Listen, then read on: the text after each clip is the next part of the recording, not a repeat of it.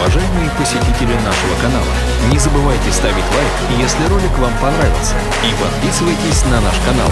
У нас еще много интересных работ по установке печей и каминов.